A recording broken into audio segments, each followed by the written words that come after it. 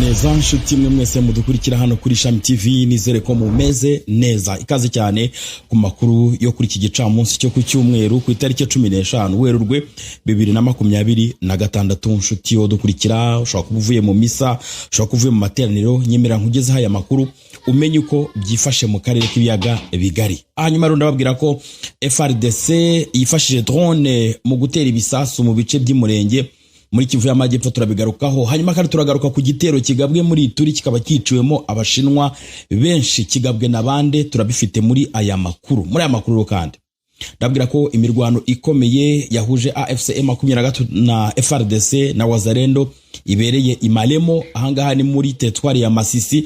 Turabwira uko urugamba rwa rumeze, turabwira uko byari byifashe. Hanyuma rero kandi turaza kubabwira yuko muri Uganda Generali Muhozi Kainerugaba yakiriye umujenerali w'umunyamerika w'inararibonye mu butasi. Uyu ninde, baganiriye kuki? Byose turabigarukaho rwose muri aya makuru, tubabwire buri kimwe cyose uko cyifashe. Ishami ry'umuryango w'abibumbye Loni ryamaganye ihohoterwa rikabije rikomeze gukorerwa umuntu muri Repubulika ya Kongo, donc ihohotera rikabije ry'uburenganzira bw'ikiremwa muntu. Turagaruka kuri icyo Loni yabivuzeho.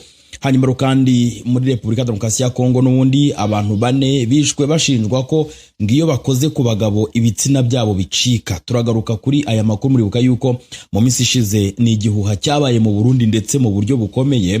Rero ubu ngubu noneho muri Repubulika ya Kongo nta mikino, abangaba barimo baricwa. Turabigarukaho rwose muri aya makuru mumenye niki kiri kuvugwa. Hanyuma rero turagaruka ku mirwano ikomeje kubica bigacika muri Sud Kivu, aho mu by'ukuri ubona ko mu gace ka Minembwe ndetse no mu bice bindi byo muri Milenge. Turagaruka ku mirwano ikomeye ikomeje guhuza MRDP twirwaneho ndetse n'ihuriro ry'ingabo za Repubulika ya Demokarasi ya Kongo. Hanyuma rero muri ya makuru y'intambara zikomeje guhuza Leta z'Ubumwe za Amerika, Israel ndetse na Iran. Iran irashaka kwica Benjamin Netanyahu, uyu ni minisitiri w'intebe wa Israel. Hanyuma kandi Iran yateguje ibitero byo kwihorera kuri Amerika. Iran kandi yashatse kurasa ku bigo bya Google ndetse na Microsoft biri muri Qatar, ariko turababwira uko byagenze, byarangiye gute. Hanyuma rwose turavuga cyane kuri aya makuru. Kandi nanone tukivuga kuri aya makuru tuzakubwira ko Israel yagabye ibitero byinshi bikomeye kuri Iran, mu gihe President Donald Trump avuga ko Amerika ititeguye amasezerano yo kurangiza iyi ntambara, ariko ubwo Iran nayo nikivuga yuko nayo ititeguye kuva muri iyi ntambara. Ese biraza kugenda gute? Munyemere tuze kuri aya makuru, ariko reka nkwisabire ka kantu nkandira kuri like gusa, ubundi nze rwose nkubwira nkugeza aya makuru mu buryo burambuye. Ni amakuru mwateguriwe kandi mugiye kugezwaho nanjye Jean Pierre. Niba ukeneye kumenya iby'ibwami byibariza bari ibwami baguha amakuru mpamo. Kirabove France ikorera Paris mu Bufaransa niyo yizewe kandi ifite ubushobozi bwo kugufasha no kukorohereza kujya mu Bufaransa no mu bindi bihugu by'Uburayi, waba wifuza gutembererayo, guhaha cyangwa gukora business. Egera Kirabove France woroherwe no kubona viza yo kujya mu Bufaransa, wishurirwe ibyiza amaso yawe atarabona byanezeza umutima wawe, bikanagufungura amaso ukabona amahirwe yo kunguka biruseho no kugera kuri byinshi utatekereza. Kirabove France iguha ubutumire buturutse mu Bufaransa bwabanje kwemerwa n'urukiko rw'Ubufaransa, ari nacyo kiguhesha amahirwe agera kuri 98% yo kuba utabura visa. Ubutumire bugi Burayi uhabwa na Kirabove France buba buherekejwe n'icyangombwa cyatanzwe n'urukiko rw'ubucuruzi mu Bufaransa, kandi bukaguhesha kugenda no gutembera uko ushatse mu bihugu byose bigize umuryango umwe bw'Uburayi. Akarusho nuko igiciro gisabwa ku muntu umwe nacyo gisabwa ku muryango wose cyangwa itsinda ry'abantu bari kumwe, kandi uwemerewe akaba atagarukira i Paris kuko yanatembera mu Busuwisi, Ububirigi, Ubutaliyani, Ubudage n'ahandi mu bumwe bw'Uburayi. Gera ku birenze inzozi zawe zo gutembera i Burayi, kwidagadurayo cyangwa guhahirayo ibyo wifuza, ubifashijwemo na Kirabove France. Ku bindi bisobanuro bandikira unabasure ku mbuga nkoranyambaga zabo cyangwa ubashakire kuri telefone ubona kuri ekara yawe. Nkuko natanye mbabwira rero umutwe w'iterabwoba wa AS wigambye igitero kibasiye abakozi ba societe y'Abashinwa icukura zahabu muri Kongo Kinshasa ndetse n'ingabo zari zishinzwe kubarinda. Amafoto urubuga War Noir rwatangaje kuri X agaragaza ko abarwanyi ba AS cyangwa se Islamic State bakorera muri Ituri bambuye ingabo za leta ya Kongo intwaro zikomeye ndetse banatwika imodoka n'ibindi bikoresho Abashinwa bakoreshaga bacukura.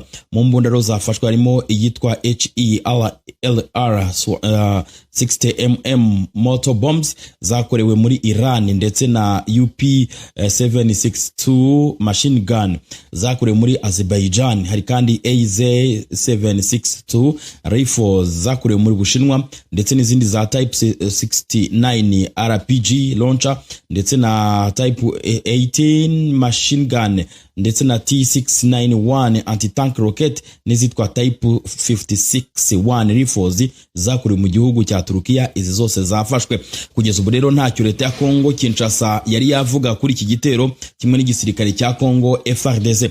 Urubuga rwandika amakuru kuri Kongo rwa Radio Okapi ruvuga ko kuwa kane tariki 12 2026 abarwanyi batamenyekanye bateye ikirombe cy'abashinwa kirahitwa Mucaca muri teritwari ya Mambasa mu kilometero 16 mu majyepfo y'uburengerazuba bw'umujyi wa Bunia mu ntara ya Ituri. Amakuru avuga ko ababahaye amakuru barimo societe civile bemeza ko icyo gitero cyaguyemo abantu benshi bariya barwanyi ngo batwitse inzu banatera ikirombe cy'abashinwa gicukurwamo zahabu. Radio Okapi ivuga ko abateye babikoze mu ijoro ryo kuwa gatatu rishira kuwa kane ndetse ko umutekano muri kariya gace utameze neza bityo kumenya ibyangiritse bigoye kuko abo barwanyi bakigaragara aho hantu. Igisirikare cya Uganda n'icya Kongo bifatanya mu bikorwa byo guhiga abarwanyi biyunze na AS, ariko ibikorwa by'izo ngabo nta kigaragara byigeze bigeraho kuko abaturage bakomeza gupfira muri bino bice. Ikindi kintu gikomeza kuvugwa n'ukuntu Repubulika Demokarasi ya Kongo idakunze gutanga amatangazo mu by'ukuri yamagana bino bitero kandi biba byapfiriyemo abanyekongo benshi. Rero urumva abashinwa babiguyemo batari bakeya. Rero bakunzi bacu, ni amakuru akomeje kuturuka muri kariya gace. Reka duhite tujya muri Uganda tugaruka Masisi mukanya. Umugaba mukuru w'ingabo za Uganda UPDF General Muhoozi Kainerugaba yakiriye uwahoze ari general w'umuhanga mu bya gisirikare wasuye Uganda, anamuha incamake y'amateka y'igisirikare cya UPDF agaragaza imikorere yacyo muri Afurika binyuze mu bikorwa byo kubungabunga amahoro no gukorana n'igisirikare cy'ibindi bihugu muri Afurika ndetse no hanze y'uyu mugabane. Lieutenant General Retired Efrain yashimye ubuyobozi bukomeye bwa gisirikare bwa Uganda, avuga ko impinduka igihugu cyagize zatewe n'umutekano cyahawe na UPDF. Yavuze ko bamwe hamwe n'amahoro n'ubuyobozi bwiza bwa gisirikare Uganda izakomeza iterambere ryayo. Lieutenant General Retired Efrain ni inzobere muri diplomasi mu gucunga ibibazo by'ibihugu, politike n'ububanyi n'amahanga, gushyigikira ingamba igisirikare, ubutasi no mu zindi nzego z'umutekano w'igihugu ndetse na mpuzamahanga. Yakoze imyaka irenga 33 mu gisirikare cya Leta Zunze Ubumwe za Amerika, aho yakoreye mu gisirikare kidasanzwe akora mu butumwa bwinshi hanze ya Leta Zunze Ubumwe za Amerika. Niwe rero wanditse ibitabo 7, bibiri muri byo byakunzwe cyane. Afite impamyabumenyi 3 z'ibyiciro cya gatatu cya kaminuza n'impamyabumenyi y'ikirenga mu y'icyubahiro. Rero kuri ubu akaba ari umuyobozi wa Future of America, umwe mu miryango imaze igihe mu gihugu idaharanira inyungu. Umwanya wo hejuru yakozemo nuko umuyobozi w'urwego rushinzwe ubutasi mu gisirikare, aho yabaye umusirikare w'ipeti ryo hejuru wa mbere mu rwego rushinzwe ubutasi mu gisirikare muri iki gihugu. Byongeye kandi yabaye umujyanama wa 25 mu by'umutekano w'igihugu wa perezida wa 55 wa Amerika Donald J. Trump. General Efrain kandi yahawe ibihembo byinshi bya gisirikare n'imidari ndetse n'iby'icyubahiro yahawe n'abashinzwe umutekano, abakora mu butasi ndetse n'ibindi bihembo bihabwa abadaharanira inyungu. Biteganyijwe rero ko azagirana ibindi biganiro n'ubuyobozi n'abayobozi ba UPDF n'abakora mu by'uburezi mu gihugu cya Uganda. Ibiganiro hagati ya General Muhoozi na Efrain byabereye mu cyiciro gikuru cy'umutwe ushinzwe kurinda perezida SFC, byitabiriwe kandi na Chief of Joint Staff Lieutenant General Jacques Bakasumba ndetse na Colonel Alan Mateso, umuyobozi wungirije w'ubutasi bwa gisirikare ushinzwe ibikorwa by'ingabo ndetse n'ububanyi n'amahanga. Reka tujye Masisi. Bakunzi bacu, mu gitondo cya kare cyo kuri iki cyumweru imirwano ikaze yabaye hagati y'inyeshyamba za AFC 23 na Wazalendo muri Maleno, no mudugudu wo muri groupement ya Bashari Mukoto, teritwari ya Masisi, Kivu y'Amajyaruguru ku muhanda Kalembe Mpeti. Amakuru aturuka muri aka gace aravuga ko imirwano yatangiye ahagana masaa 11 za mu gitondo ubwo Wazalendo yagabaga igitero ku bindiro by'inyeshyamba za M23 zo muri aka karere. Kuva icyo gihe rero urusaku rw'amasasu by'intwa n'ibisasu biremereye ndetse n'izoroheje byumvikanye mu nkengero zaho nk'uko tubikesha ikinyamakuru Actualité.cd. Iki kibazo cyateye ubwoba bwinshi mu baturage bo mu midugudu bituranye, benshi muri bo bakaba bifungiranye mu nzu zabo batinya ko imirwano ifata indi ntera. Iyi mirwano mishya rero ibaye nyuma y'amasaha 28 havuzwe indi yabaye Kashuga muri groupement ya Bashari Mokoto nanone, aho Wazalendo yari yarateye ibirindiro by'inyeshyamba za FC23 ariko ntibiyihire. Reka tugena no muri Sud Kivu naho ntibyoroshye. Mu Minembwe no mu tundi duce two muri Sud Kivu abanyamurenge bakomeje kumererwa nabi, ndetse mu misozi miremire y'Umurenge mu ntara Kivu y'Amajyepfo amakuru ahaturuka mu baturage yemeza ko muri iki gitondo cyo ku cyumweru ingabo za FARDC n'ubundi ziri gukoresha drone mu gutera ibisasu mu bice bya Karingi n'inkengero zayo muri teritwari ya Mwenga. Karingi rehereye hagati ya Minembwe na Mikenke unyuze mu nzira z'ibisambu, ikaba kandi ikunze kuba ahantu hagoye kugerwa mu bihe by'intambara. Nk'uko ubuhamya bw'abaturage bahaye Minembwe bari Minembwe babivuga, drone za FARDC zatambutse mu ijoro zitera ibisasu mu bice bitandukanye bya teritwari ya Fizi. Mu ijoro ryo kuwa gatanu rero rishyira kuwa gatandatu nabwo zateye ibisasu mu Mikenke ahatuye abanyamurenge. Umwe mu baturage wifuje kutagaragaza amazina ye yagize ati mu ijoro drone zaratambutse zirasa mu bice bya Fizi, naho ubu mu gitondo cyo ku cyumweru tariki 15 Werurwe ziri kuturasa muri Karingi. Ejo nibwo zaturashe za Mikenke. Ibi bikorwa rero byongera kugaragaza ubukana bw'imirwano ikomeje gufata intera ndende mu karere ka Kivu y'Amajyepfo, aho abaturage basigara mu bwoba no mu ihungabana rikabije, umutekano ugahungabana cyane. Abashinzwe umutekano bamwe n'imiryango mpuzamahanga barasabwa gukurikirana imikorere y'ingabo mu rwego rwo gukumira ibihombo ku baturage batagira kivurira. Hanyuma amateka y'ako karere agaragaza ko Umurenge n'ibindi bice byaho byagiye biberamo imirwano itandukanye y'ubwicanyi, kandi ikoreshwa ry'indege zidafite abapilote drone zikomeje gutuma intambara iba ndende kandi igira ingaruka zikomeye ku mutekano w'abaturage. Utu duce dukunze kwibasirwa n'iyi mirwano aho FARDC ifatanyije na Wazalendo ndetse n'ingabo z'u Burundi bakomeje gukora ibikorwa bibi cyane bakorera abaturage b'abanyamurenge. Ikibabaje nuko gutaka kwabo kutajya kumvwa na gato n'umuryango mpuzamahanga cyangwa se babandi bakunda kuvuga iyo M23 yakoze nk'igikorwa cyo kwirwana. Reka rero tudatinze tujye ku byo Loni iri kuvuga ku ihonyorwa ry'uburenganzira bwa muntu muri kino gihugu cya Repubulika ya Demokarasi ya Kongo. Raporo nshya yashyizwe ahagaragara n'ibiro by'umuryango w'abibumbye bishinzwe uburenganzira bwa muntu muri Repubulika ya Kongo BCNUDH yagaragaje impungenge zikomeye ku ihohoterwa rikomeje gukorerwa abantu bafungirwa mu bigo by'ubutasi bw'iki gihugu. Iyi raporo ivuga ko nibura abantu 503 bafungiwe mu buryo bunyuranyije n'amategeko, aho bafungiye mu bigo bitatu by'ingenzi by'umutekano. Muri ibyo bigo harimo icya ANR, DEMIAP ndetse na CNC. Raporo ya BCNUDH igaragaza ko bamwe muri abo bantu bafunzwe kuva muri 2023, ariko kugeza ubu bakaba batarigeze bagezwa imbere y'urukiko. Nta banyamategeko babunganira kandi n'imiryango yabo ikaba itazi aho bafungiwe cyangwa uko babayeho. Loni ivuga ko ibi binyuranyije n'amategeko mpuzamahanga arengera uburenganzira bwa muntu, cyane cyane ayemezwa n'umuryango w'abibumbye. Ateganya ko umuntu wese ufunzwe agomba guhita agezwa imbere y'ubutabera mu gihe gito kandi akemererwa ubufasha bw'umunyamategeko ndetse n'itumanaho n'umuryango we. Raporo kandi igaragaza ko mu iperereza ryakozwe habonetse ibimenyetso byinshi by'ihohoterwa rikomeye ririmo iyicarubozo rishingiye ku gukubita no gukomeretsa ku mubiri. Ihohoterwa rishingiye kandi ku gutotezwa no guterwa ubwoba, gufungirwa ahantu hafunganye cyane kandi hatagira isuku. Hari kandi gukumira abafungwa kubona ubuvuzi cyangwa amafunguro ahagije. Abashakashatsi baroni bavuga ko hari abantu bamwe bafungiye mu byumba by'ibanga, amakasho byo muri ibyo bigo by'ubutasi, aho bafungirwa igihe kirekire batabona n'umuntu uwo ari we wese wo hanze.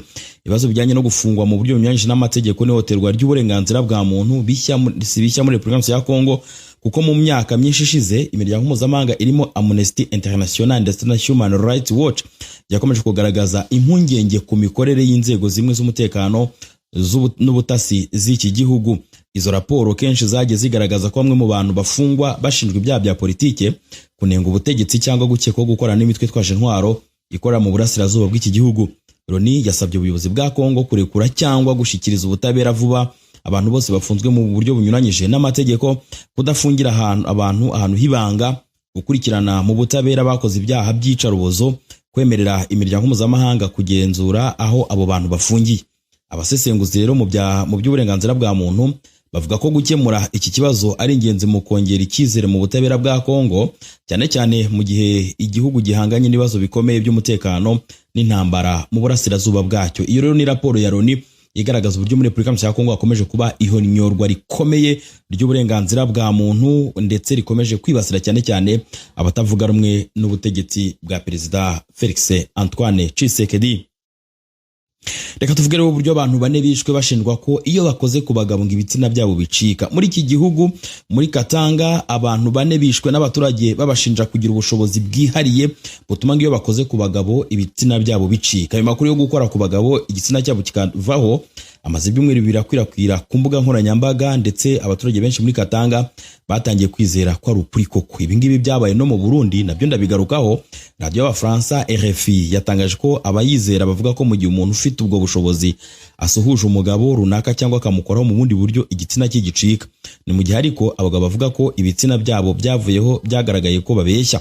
Ibyo bihuha kandi biri kugenda bigira ubukana buremere mu baturage, aho batangiye kwibasira abantu babonye mu bice runaka batamenyereye cyangwa batabafiteho amakuru menshi, babashinja ko ari bafite ubwo burozi.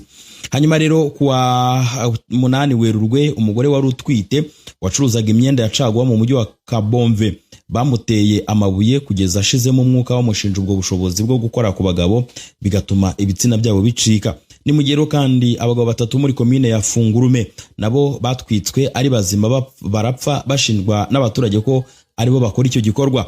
Umudepite uhagarariye agace ka Kambove mu nteko ishinga amategeko ya Katanga yitwa Komba Liliane yamaganye urupfu rw'uwo mugore, ndetse asaba ubuyobozi guhagurukira icyo kibazo.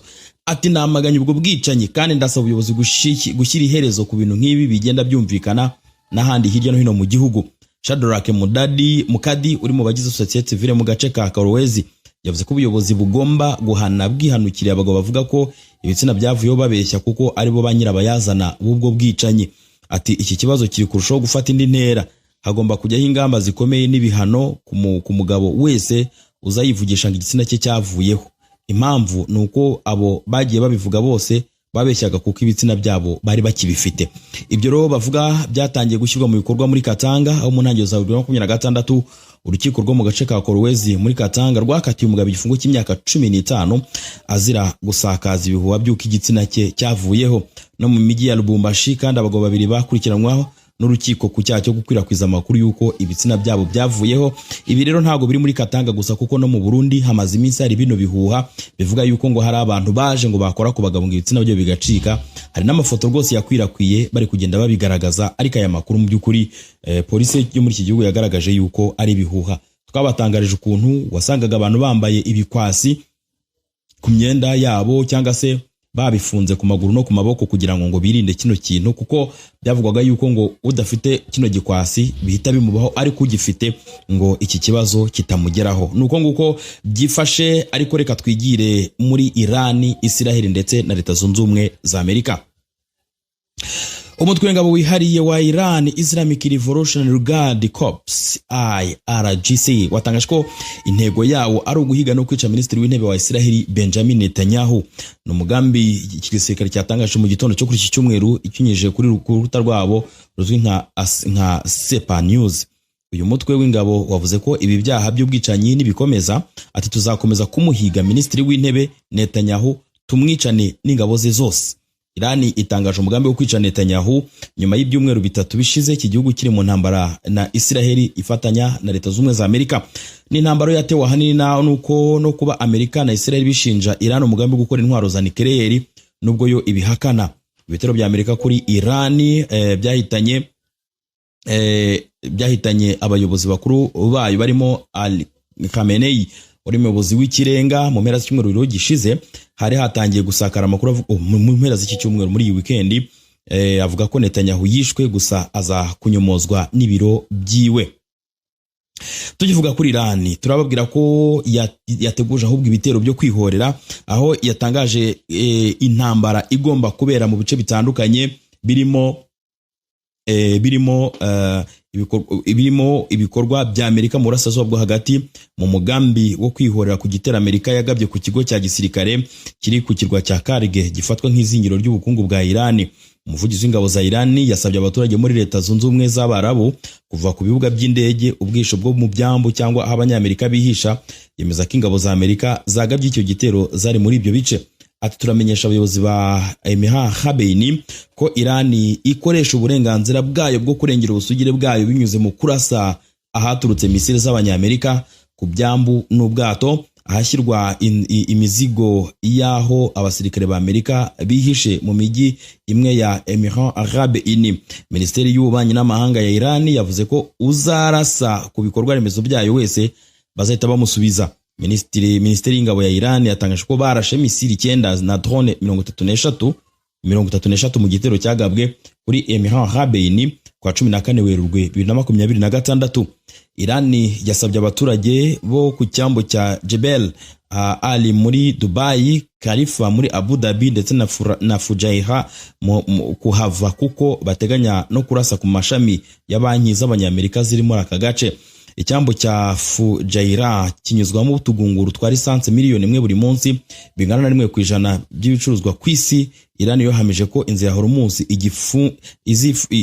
igifunze ariko iyo iyigenga. Tukivuga kandi kuri ibi bitero bya Iran, ibigo by'ikoranabuhanga byo muri Leta Zunze Ubumwe za Amerika birimo Google ndetse na Microsoft biri mu byari bigambiriwe mu bitero bibiri bya misile Iran yarashe muri Qatar. Ibitero bibiri bya misile byarashwe muri Qatar byarashwe nyuma yuko Iran igaragaje ko igiye kurasa ku bigo bikomeye byabo mu burengerazuba bw'isi birimo Google ndetse na Microsoft. Ibisasu bigamije guhagarika ibindi byagaragaye birasa mu kirere ibyari byoherejwe mu mujyi wa Doha, ahantu hari ibyicaro by'ibigo bikomeye mu ikoranabuhanga ku isi. Nyuma y'uko rero Iran itangaje ko ishobora kurasa kuri bimwe muri bino bigo bikomeye byabo mu burengerazuba bw'isi, ibigo nka IBM, Palantir, Oracle ndetse na Nvidia byahise bikura abakozi babyo hafi yaho bikorera muri Qatar. Ibyo bibaye bikurikiranye n'ibitero byaherukaga kugabwa ku kigo cya Amazon muri Leta Zunze Ubumwe z'Abarabu ndetse na Bahrain. Bivuga ko Qatar yamaze kwimura bimwe mu bikorwa byakoreraga mu mijyi ya Doha, birimo ibiro bya ministeri, ibiro bya Google n'ibindi bitandukanye byakorwagamo uburezi, kuko uyu mujyi habarizwa nibura amashami ya kaminuza 6 zo muri Leta Zunze Ubumwe za Amerika. Bimwe mu bigo bikomeye muri Qatar byatangiye gufunga imiryango by'igihe gito, mu gihe ibindi biri gusaba abakozi babyo gukorera mu rugo. Iran iheruka gusaba Leta Zunze Ubumwe za Amerika gukura inganda zayo n'izifite aho zihuriye n'Abanyamerika mu karere k'uburasirazuba bwo hagati. Hanyuma rero bakunzi bacu, Israel kandi nyine yagabye noneho ibitero kandi bikomeye muri Iran uyu munsi. Ndajya mbabwire yuko igisirikare cya Israel Defense Force bivuga ko cyagabye ibitero byinshi ku hantu hanyuranye ho mu burengerazuba bwa Iran. Iran na Israel byarasanyeho muri ijoro ryakeye, mu gihe amakuru avuga ko mu bihugu byo mu kigobe cy'Abarabu habayeho gusama ibisasu bya misile hamwe n'indege nto z'intambara zitajyamo abapilote zizwi nka drone. Hagati aho Perezida wa Amerika Donald Trump avuga ko Iran ishaka amasezerano yo kurangiza intambara, ariko ko atayashaka kuko ingingo zayo ngo si nziza bihagije.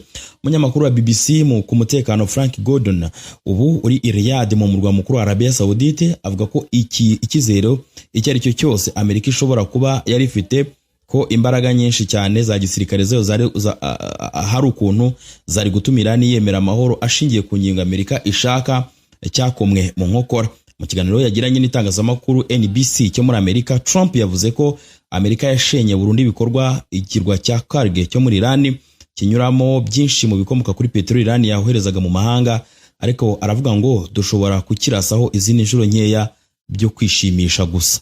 Mu yandi makuru, ambasade ya Amerika i Baghdad mu murwa mukuru wa Iraq kuwa gatandatu yaburiye Abanyamerika kuva muri Iraq ako kanya, ndetse ishishikariza umuntu uwo ari we wese gutekereza kuhaguma kwisubiraho. Mbere yo yaho kuwa gatandatu, iyo ambasade ya Amerika i Baghdad yari yarashweho. Intambara hagati ya Amerika na Israeli na Iran uyu munsi yinjiye mu munsi wayo wa 16.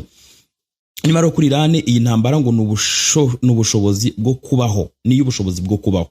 Iran ifite ibintu bibiri bikomeye biri ku ruhande rwayo muri intambara, aho iherereye no kwihangana. Birashoboka ko ubwo ni ibisesenguzi biri kuvugwa n'abasesenguzi bavuga ko bushoboka ko ibyo byombi byapfobejwe na White House.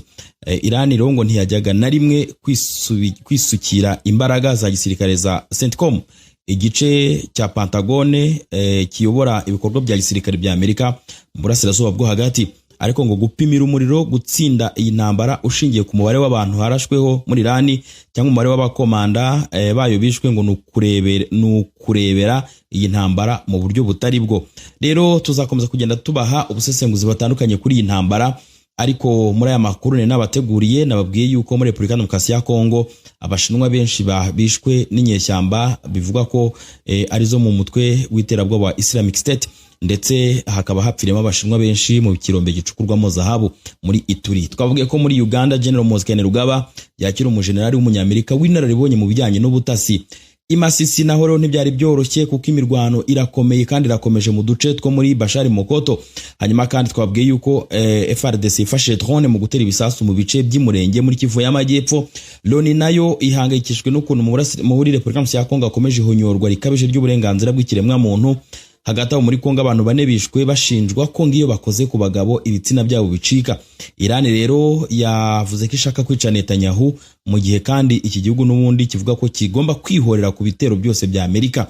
Iran rero yashatse kurasa ku bigo bya Google ndetse na Microsoft muri Qatar. Hanyuma rero tusoje tubabwira uko imirwano imeze uyu munsi muri iki gitondo, uyu munsi ku cyumweru tariki 15 Werurwe 2026. Munyemero tugane ku musozo y'amakuru nabateguriye. Mugire umunsi mwiza, mugumane natwe mukanye turagaruka tubabwira n'andi makuru. Mwari muri kumwe nanjye Jean Pierre, mugire umugisha w'Imana.